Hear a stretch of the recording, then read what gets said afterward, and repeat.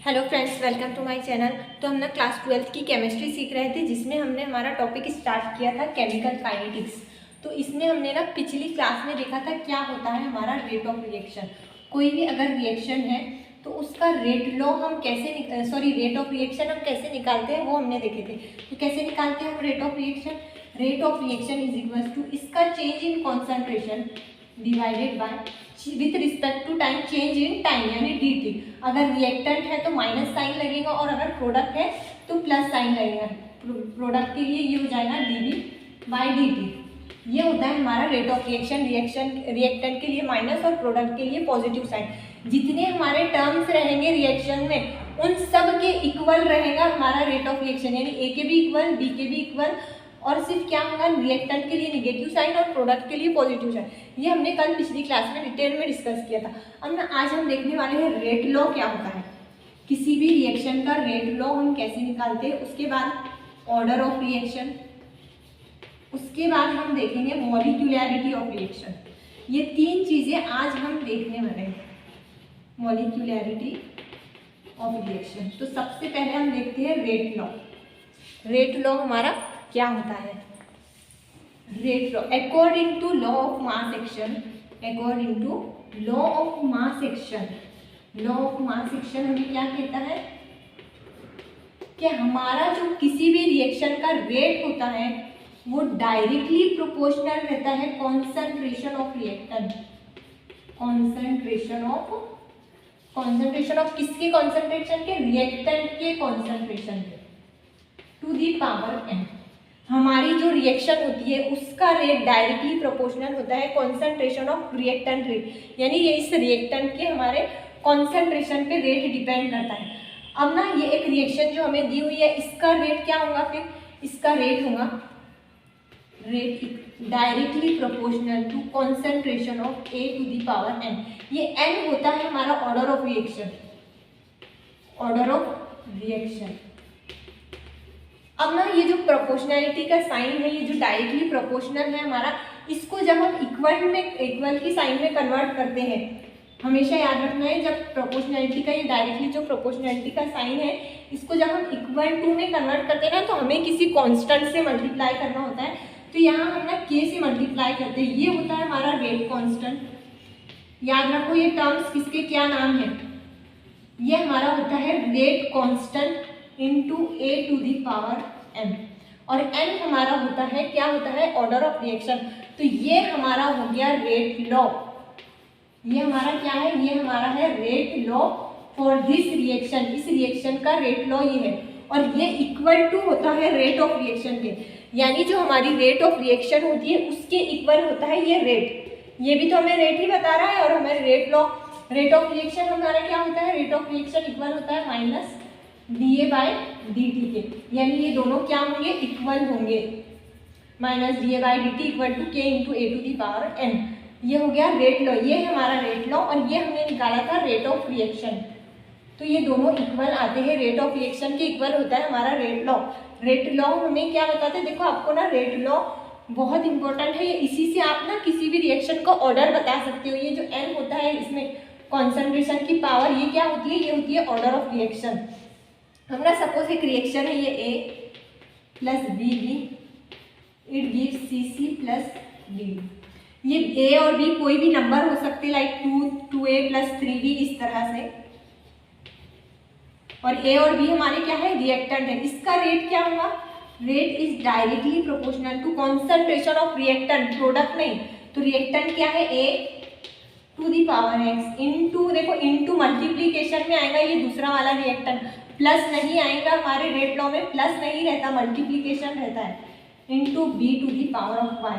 और ये x plus Y यानी इनके पावर की समेशन, x प्लस वाई होता है हमारा order of reaction, order of reaction. तो ये जो x और y है ये a और ये स्मॉल a और b के इक्वल भी हो सकते और अनइक्वल भी रह सकते। मीन्स a एंड b में, ये पॉइंट नोट करके रखो आप, a एंड b में और may not equal to x and y। ये जो पावर्स है इनका सम हमें क्या बताता है, ये जो पावर्स है यानी x प्लस वाई हमें देता है order of reaction. x plus Y हमारा क्या होगा, order of reaction.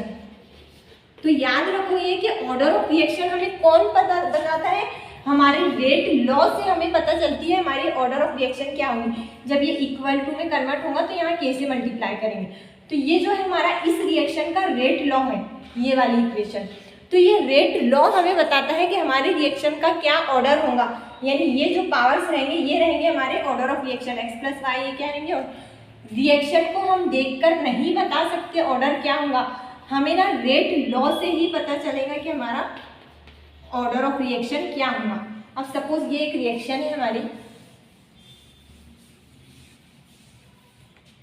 Thrice A plus B, इससे हमें मिल रहा है सी प्लस डी। ये मैंने मन से एक रिएक्शन लिखी है, इसका रेट हमें दिया हुआ है, जो रेट लॉ हमें इस रिएक्शन का है वो दिया हुआ है, वो है ये हमें दिया हुआ है rate law A into B. इसके पावर्स कुछ लिखे हुए नहीं है, मतलब यहाँ पे 1 1 है।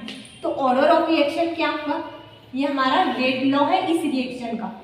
ऑर्डर ऑफ रिएक्शन क्या होता है, ऑर्डर ऑफ रिएक्शन होता है जो हमारे रेट लॉ में लिखे हुए कॉन्सेंट्रेशन है, रेट लॉ में लिखे हुए उनके पावर्स की समेशन x प्लस 1। तो यहाँ पे 1 प्लस 1 ऑर्डर हमारा हो जाएगा 2 ऑर्डर है हमारा, इसलिए इसको हम बोलते हैं second order reaction. 2 second order reaction, ये हमारी क्या है, सेकेंड ऑर्डर रिएक्शन है। ऑर्डर क्या है इसका, सेकेंड ऑर्डर। अब ना मॉलिक्यूलैरिटी क्या होती है वो देखते हैं हम। मॉलिक्यूलैरिटी मतलब सिंपल कितने रिएक्टेंट हमारे रिएक्शन में इन्वॉल्व हुए हैं, कितने नंबर ऑफ रिएक्टेंट। तो 3A के और 1B का टोटल कितने रिएक्टेंट है, 4। तो इसकी मॉलिक्यूलैरिटी होगी 4। इस रिएक्शन का ऑर्डर देखो 2 आया है और मॉलिक्यूलैरिटी आई है 4। दोनों भी क्या है, ऑर्डर ऑफ रिएक्शन और मॉलिक्यूलैरिटी अलग अलग है। ये दोनों सेम भी आ सकते हैं, यानी मॉलिक्यूलैरिटी ऑर्डर ऑफ रिएक्शन के इक्वल भी आ सकती है और अनइक्वल भी आ सकती है। तो अभी दोनों भी अलग अलग है। तो अब ना देखो ये जो ऑर्डर ऑफ रिएक्शन है इंपॉर्टेंट पॉइंट है, ये हमें कहाँ से पता चला, इस रेट लॉ से। हम सिर्फ रिएक्शन को देखकर नहीं बता सकते, याद रखो इंपॉर्टेंट पॉइंट है, रिएक्शन को देखकर हम नहीं बता सकते कि उसका रेट क्या, उसका ऑर्डर क्या होगा। लेकिन जो मॉलिक्यूलैरिटी होती है वो हम सिर्फ रिएक्शन को देखकर बता सकते हैं कि मॉलिक्यूलैरिटी हमारी कितनी। सिंपल रिएक्शन देखकर बताया ना मैंने, 3 + 1 4, मॉलिक्यूलैरिटी 4 होंगी। लेकिन ऑर्डर ऑफ रिएक्शन के लिए हमें ये रेट लॉ चाहिए होगा। तो हम दोनों को कंपेयर करते हैं, हम ऑर्डर ऑफ रिएक्शन और मॉलिक्यूलैरिटी ऑफ रिएक्शन, दोनों को हम कंपेयर करते हैं, दोनों में क्या डिफरेंस है। ऑर्डर ऑफ रिएक्शन, दूसरा है मॉलिक्यूलैरिटी ऑफ रिएक्शन। तो देखो ऑर्डर ऑफ रिएक्शन क्या होता है, सम ऑफ रिएक्टेंट स्पीसीज। किसके पावर का सम, रिएक्टेंट के। और कौन से रिएक्टेंट, जो रेट लॉ में लिखे हुए हैं, इन्वॉल्व इन रेट लॉ, यानी जो रेट लॉ में हमें लिखे हुए हैं उनके पावर, उनके कॉन्सेंट्रेशन की ये जो पावर्स रहती है x y, उनके सम को हम बोलते हैं ऑर्डर ऑफ रिएक्शन। तो ये हमें कहाँ से पता चलती है order of reaction, rate law से। और मॉलिक्यूलैरिटी होती है simple number of reactant taking part in अ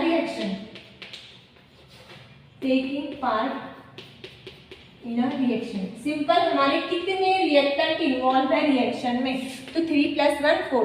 तो ये जो होती है हमारी ऑर्डर ऑफ रिएक्शन, ये क्या है कि एक्सपेरिमेंटल वैल्यू रहती है। कैसे, एक्सपेरिमेंटल वैल्यू कैसे, क्योंकि आप ना सिंपल रिएक्शन को देखकर नहीं बता सकते ऑर्डर क्या होगा, आपको प्रैक्टिकली एक्सपेरिमेंट करना होगा परफॉर्म लैब में। उसके बाद जो रिजल्ट आएगा हमारा 0.2 0.4 इस तरह से जो भी रिजल्ट आएगा उसकी बेसिस पे हम रेट लॉ निकालेंगे,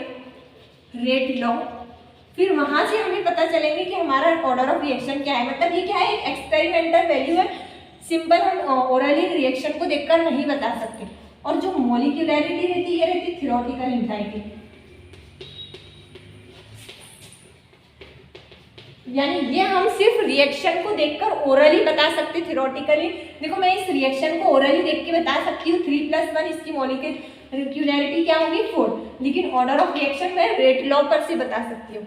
उसके बाद ना ऑर्डर ऑफ रिएक्शन हमारी 0 भी हो सकती है, 1 और कोई इंटीग्रल नंबर भी हो सकता है, या फिर कोई फ्रैक्शनल नंबर भी हो सकता है। फ्रैक्शन मीन्स 3/2 इस तरह से, ऐसा कोई फ्रैक्शन भी हो सकता है। सपोज ये है मेरा rate a into B to the power 0, तो ये क्या है b के रिस्पेक्ट में 0 ऑर्डर है और a के रिस्पेक्ट में फर्स्ट ऑर्डर है, तो यानी ऑर्डर ऑफ रिएक्शन 0 भी रह सकती। इंटीग्रेशन में अगर b की पावर में 3/2 लिख दूं तो ये कोई फ्रैक्शनल नंबर भी रह सकता हमारा ऑर्डर, लेकिन ये जो रहती है हमारी मॉलिक्यूलैरिटी वो हमेशा क्या रहती है, वो हमेशा इंटीग्रल नंबर रहती है। इंटीग्रल ये हमेशा क्या रहती है, इंटीग्रल नंबर रहती है, यानी 3, 1 इस तरह से आपको कोई ना कोई इंटीग्रल नंबर रहती है। Order of reaction molecularity. अब देखो ये एक रिएक्शन है A गिव्स प्रोडक्ट, इसका रेट दिया हुआ है आपको, rate is equals to K into concentration of reactor. Order क्या होगा, यहाँ पे कुछ नहीं है मतलब 1 है, ऑर्डर क्या होगा इसका, ऑर्डर होगा फर्स्ट ऑर्डर, ये रिएक्शन होगी ऑर्डर 1 है इसलिए इसको हम बोलेंगे फर्स्ट ऑर्डर रिएक्शन। और मॉलिक्यूलैरिटी इसकी कितनी है, देखो एक ही रिएक्टेंट है इसलिए ये क्या है यूनिमॉलिक्यूलर रिएक्शन है। यूनिमॉलिक्यूलर, मॉलिक्यूलैरिटी हमारी इसकी है 1, तो ये हो गई यूनिमॉलिक्यूलर फर्स्ट ऑर्डर रिएक्शन। अब ये एक रिएक्शन है A + B, it gives C + D। 2 reactant है मतलब मॉलिक्यूलैरिटी इसकी क्या है 2, बायमॉलिक्यूलर ये हमारी रिएक्शन है, बायमॉलिक्यूलर। और इसका रेट सपोज मुझे दिया हुआ है ये, तो ये 1 पावर क्या आ गई 1 + 1 = 2, तो ये हो गई हमारी second order reaction. Second order reaction bimolecular second order reaction, molecularity भी 2 है और हमारा क्या है ऑर्डर भी 2 है। अब ना एक रिएक्शन है ये वाली, यही रिएक्शन है, इसका रेट मुझे दिया हुआ है K × A। अब ना ये ध्यान से समझना, इसका रेट देखो B के ऊपर डिपेंड ही नहीं है, यानी B का कॉन्सेंट्रेशन क्या है कांस्टेंट है, इसके कॉन्सेंट्रेशन पे वैल्यू हमारी रेट हमारा डिपेंड ही नहीं, सिर्फ A के कॉन्सेंट्रेशन पे। तो ऑर्डर हमारा क्या होगा, ये रिएक्टेंट की पावर, यानी ऑर्डर हमारा हो जाएगा 1 इसकी पावर 1, क्योंकि ऑर्डर हम इस पर से रिएक्शन को देखकर नहीं बता सकते, हमें रेट लॉ पे से पता चलेगा। तो रेट लॉ में सिर्फ एक ही टर्म है इसलिए इसका ऑर्डर होगा 1। और मॉलिक्यूलैरिटी कितनी होगी इसकी, कितने नंबर ऑफ रिएक्टेंट पार्टिकल हमारे इस रिएक्शन में 1 + 1 2। मॉलिक्यूलैरिटी इसकी क्या होगी, तो इसको हम बोलेंगे pseudo first order reaction, pseudo first order reaction. देखो जब हमारी मॉलिक ऑर्डर क्या आएगा 1 आएगा, यानी सिर्फ एक ही रिएक्टेंट का हमारा स्पीसीज रेट लॉ में दिया हुआ रहेगा, और मॉलिक्यूलैरिटी हमारी 2 रहेगी, यानी बायमॉलिक्यूलर रिएक्शन रहेंगी, और ऑर्डर क्या रहेगा 1, तो उस केस में हम उसको बोलेंगे सूडो फर्स्ट ऑर्डर रिएक्शन। ये होती है हमारी सूडो फर्स्ट ऑर्डर। अब ना एक होती है एलिमेंट्री रिएक्शन, ये पॉइंट ना ध्यान से नोट करना, एक होती है एलिमेंट्री रिएक्शन। एलिमेंट्री रिएक्शन ये वो रिएक्शन होती है जो सिर्फ एक ही स्टेप में कंप्लीट हो जाती है, उनको हम बोलते हैं elementary reaction, single step reaction. ऐसी रिएक्शन जो सिर्फ एक स्टेप में कंप्लीट हो जाए उनको क्या बोलते हैं हम एलिमेंट्री रिएक्शन। तो इन रिएक्शंस के लिए ना मॉलिक्यूलैरिटी और ऑर्डर ऑफ रिएक्शन सेम रहते हैं, दोनों क्या रहते हैं एलिमेंट्री रिएक्शन के लिए। ऐसी रिएक्शन जो सिर्फ एक ही स्टेप में कंप्लीट हो जाती उनकी मॉलिक्यूलैरिटी और ऑर्डर ऑफ रिएक्शन सेम रहती। यानी अगर ये मेरी रिएक्शन है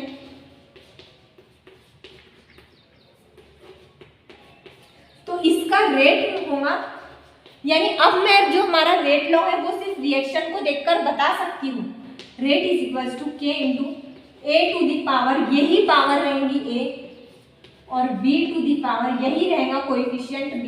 यानी अगर यहाँ पर 3 है और यहाँ 2 है तो जो कोएफिशिएंट इसके रहेंगे वही इसके पावर रहेंगे, 3 2 B⁴ 2। ये किसके लिए है? ये एलिमेंट्री रिएक्शन के लिए जो एक ही स्टेप में कंप्लीट हो जाती, उनकी मॉलिक्यूलैरिटी क्या होगी? 3 + 2 5। Order of reaction 3 + 2 5। ऑर्डर और मॉलिक्यूलैरिटी सेम रहती कौन सी रिएक्शन के लिए? एलिमेंट्री रिएक्शन के लिए। यानी इनका रेट लॉ, इस रिएक्शन का रेट लॉ मैं देखकर बता सकती हूँ रिएक्शन को क्या होगा, क्योंकि जो हमारे कोएफिशिएंट रहेंगे वही इसके पावर रहेंगे। और जो 2-3 स्टेप में रिएक्शन कंप्लीट होती है उनके रेट लॉ को हम उसकी रिएक्शन को हम देखकर नहीं बता सकते कि रेट लॉ क्या होगा, क्योंकि उनके पावर अलग भी आ सकते हैं, सेम भी आ सकते हैं। लेकिन एलिमेंट्री रिएक्शन के लिए ये जो पावर्स रहेंगे ये मॉलिक्यूलैरिटी के कोएफिशिएंट के सेम ही रहेंगे। अब ना देखो, एक रिएक्शन है हमारी ट्वाइस NO2 Cl प्लस ये ट्वाइस NO2 प्लस Cl। हाँ, और इसका रेट आपको दिया हुआ है, rate is equal to K × NO2 × Cl। अब ना देखो इसका ऑर्डर क्या होगा? ऑर्डर सिंपली इसका पावर जो रहेंगी वही हमारा क्या रहेगा? ऑर्डर। रेट लॉ में जो हमारे कॉन्सेंट्रेशन की पावर रहेंगी वो रहेंगी हमारी ऑर्डर ऑफ रिएक्शन। ऑर्डर है 1। मॉलिक्यूलैरिटी कितने रिएक्टेंट हमारे रिएक्शन में इन्वॉल्व है? 2। तो मॉलिक्यूलैरिटी क्या होंगी? तो क्या ये एलिमेंट्री रिएक्शन हो सकती है? नो। मतलब ये एक स्टेप में रिएक्शन कंप्लीट नहीं होगी। क्यों? क्योंकि ऑर्डर अलग आ रहा है और मॉलिक्यूलैरिटी अलग आ रही है। अगर यहाँ 2 लिखा हुआ रहता तो तब ये क्या रहता था? इसका ऑर्डर भी और मॉलिक्यूलैरिटी दोनों सेम ही रहती थी, तो तब ये हमारी रहती थी एलिमेंट्री रिएक्शन। अब ना ये एक स्टेप में कंप्लीट नहीं हो रही, इसका मतलब है इसका ऑर्डर जो आ रहा है हमारा रेट NO2, इसका ऑर्डर 1 आ रहा है, यानी ये क्या है? एलिमेंट्री रिएक्शन में। तो ये ना 2 स्टेप में कंप्लीट होती है। आपको ना तो ये रिएक्शन याद रखनी है, ना ये स्टेप्स याद रखने हैं। आपको सिर्फ ये याद रखना है कि मॉलिक्यूलैरिटी किस तरह से निकालते हैं। मॉलिक्यूलैरिटी भी इतना इंपॉर्टेंट नहीं है, इंपॉर्टेंट है order of reaction. Order of reaction आप किस तरह से निकालते हैं ये आपको याद रखना है, और मॉलिक्यूलैरिटी, ये इसके रिएक्शंस आपको ये याद नहीं रखने हैं। अभी देखो मैं जो समझा रही हूँ ना वो याद रखो। फर्स्ट स्टेप रहती है इसकी NO2 Cl, it gives NO2 plus Cl। उसके बाद सेकेंड स्टेप में यही Cl प्लस, दूसरी स्टेप है इसकी NO2 Cl, it gives NO2 plus Cl2। 2 step ये आपको दी हुई है। आप ना इन दोनों को ऐड अगर हम कर देंगे +1 और 2 को, तो हमें ये वाली रिएक्शन मिलेगी। यानी 2 स्टेप में हमारी ये रिएक्शन हुई है। पहली वाली है स्लो, ये दिया हुआ है हमें, और दूसरी वाली है फास्ट, ये हमें दिया हुआ है। अब दोनों को हम ऐड कैसे करेंगे?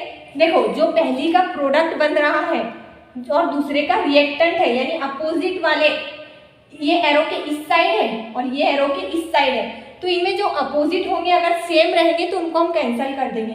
यानी ये देखो, इसका प्रोडक्ट ये है, यही इसका रिएक्टेंट है, दोनों एरो के अपोजिट साइड है, ये इसके प्रोडक्ट की साइड में, ये इसके रिएक्टेंट, तो ये दोनों सेम ही है इसलिए कैंसिल हो जाएंगे। और ये दोनों एक ही साइड में है इसलिए ये दोनों ऐड हो जाएंगे, दोनों रिएक्टेंट की साइड में, इसलिए ये दोनों ऐड हो जाएंगे।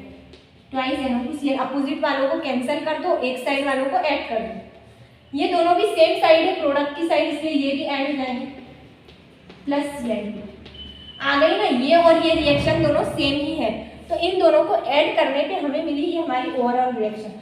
तो अब ना जो मैं पॉइंट लिखा रही हूँ ये बड़ा इंपॉर्टेंट है, इसको नोट करके लिखो। स्लोएस्ट स्टेप बहुत इंपॉर्टेंट पॉइंट है, ये इसको नोट करके रखो। Slowest step determine, slowest step is the rate determining step,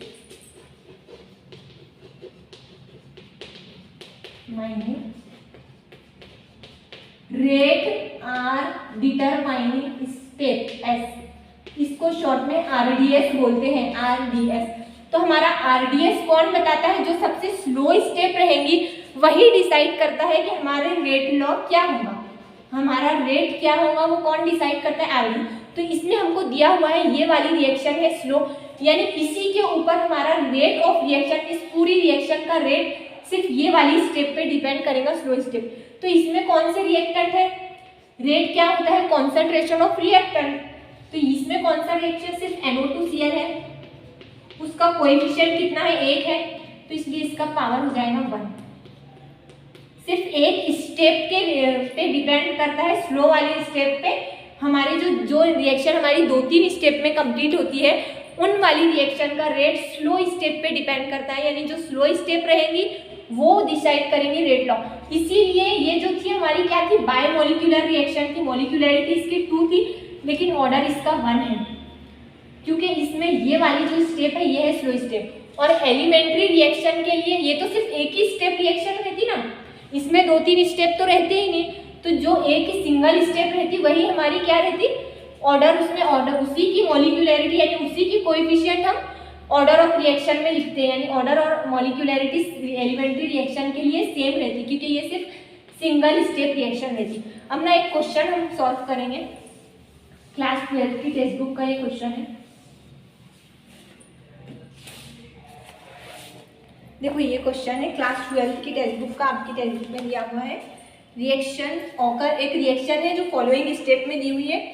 ये पहली स्टेप है NO2 plus F2, it gives NO2F plus F। ये आपको दिया हुआ है कि ये स्लो स्टेप है।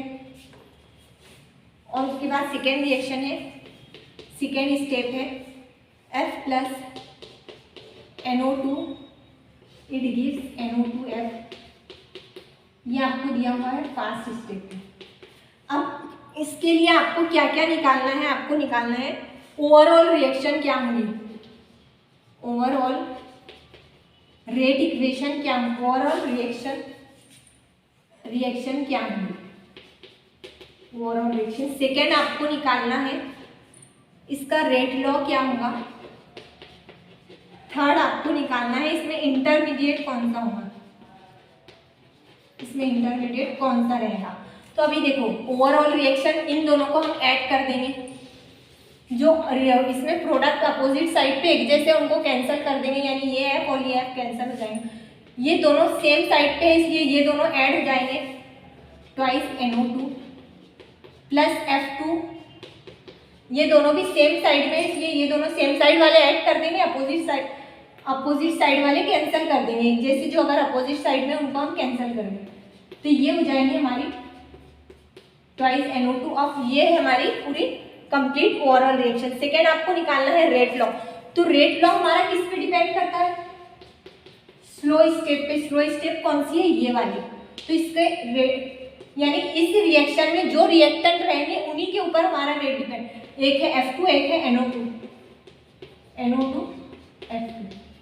ऑर्डर क्या होगा इस रिएक्शन का, ये पूरी रिएक्शन जो है इसका ऑर्डर हो जाएगा सेकेंड ऑर्डर रिएक्शन।